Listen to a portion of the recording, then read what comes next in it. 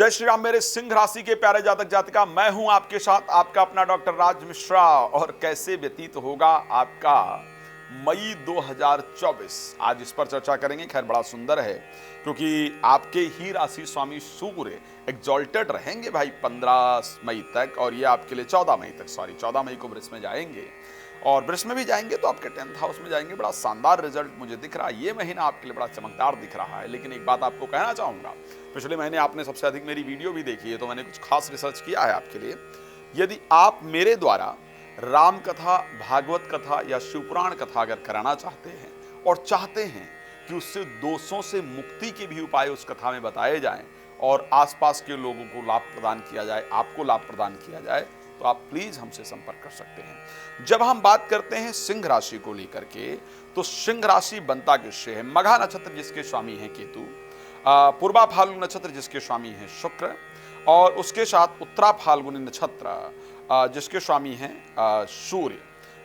केतु, शुक्र और सूर्य, तीन चीजों को पूर्वा फाल्गुनी के, उत्तरा फाल्गुनी के, क्षमा चाहूंगा, एक ही चरण में सिंह राशि आती है। तो केतु, शुक्र और सूर्य, तीन प्लैनेट का समावेश पूरी तरह से अगर देखा जाए तो रहता है सिंह राशि के अंतर्गत। अब सिंह राशि में देवता कौन कौन होते हैं?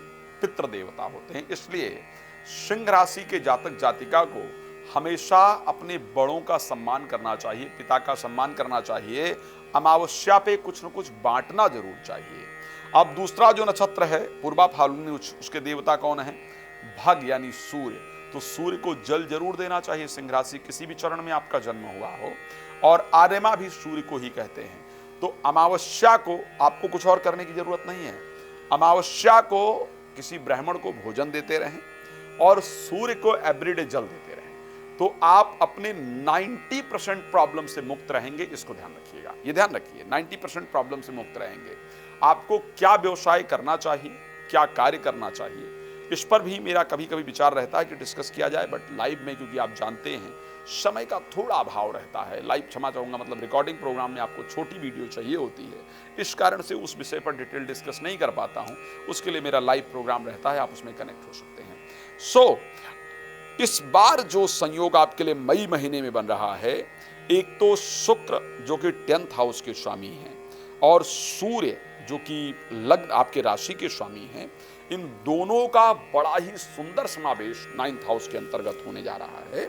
और अगर इस समावेश की हम बात करते हैं तो ये आपके लिए बहुत ही फायदेमंद है। हाँ, मैं जानता हूं आप बहुत इमोशनल होते हैं, लोगों के द्वारा बहुत धोखा इत्यादि आपको प्राप्त होता है, इसमें कोई दो राय नहीं है।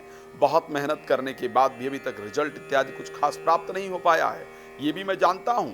लेकिन फिर भी जो ये माह है वो कुछ चमत्कारिक रिजल्ट आपको देने के लिए तैयार है, क्योंकि 3 अलग अलग 4 ग्रह अलग अलग आपकी राशि को रूल करते हैं, इसलिए हर आदमी को अलग अलग प्रकार का रिजल्ट प्राप्त होगा।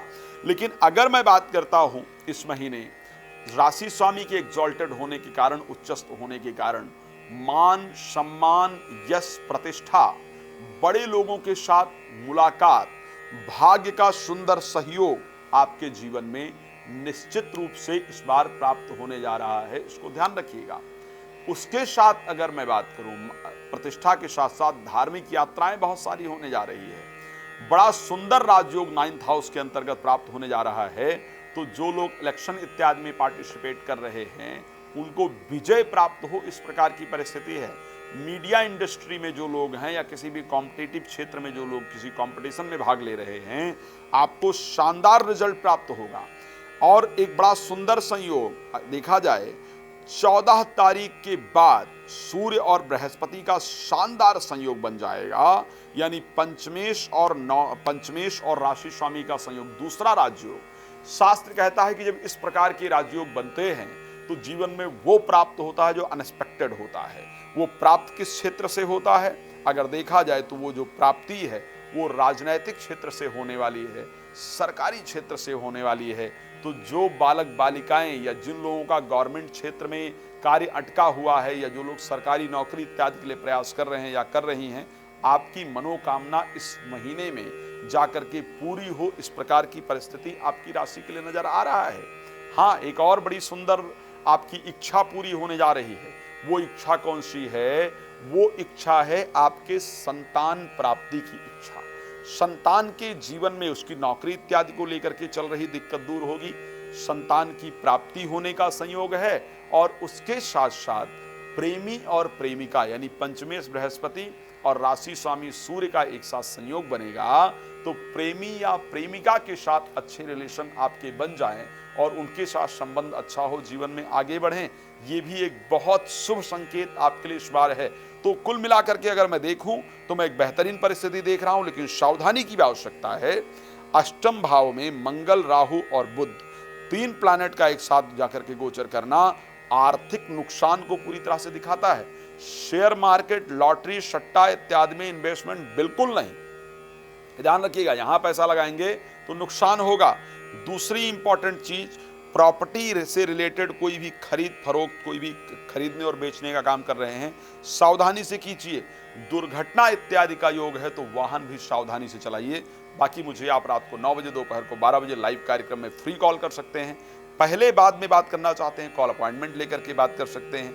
मेरे द्वारा राम कथा, भागवत कथा, शिवपुराण कथा अपने क्षेत्र में आयोजन करना चाहते हैं तो प्लीज आप संपर्क कर सकते हैं। आपका जुड़ने के लिए बहुत धन्यवाद। भगवान आपको प्रसन्न रखे। जय श्री राम।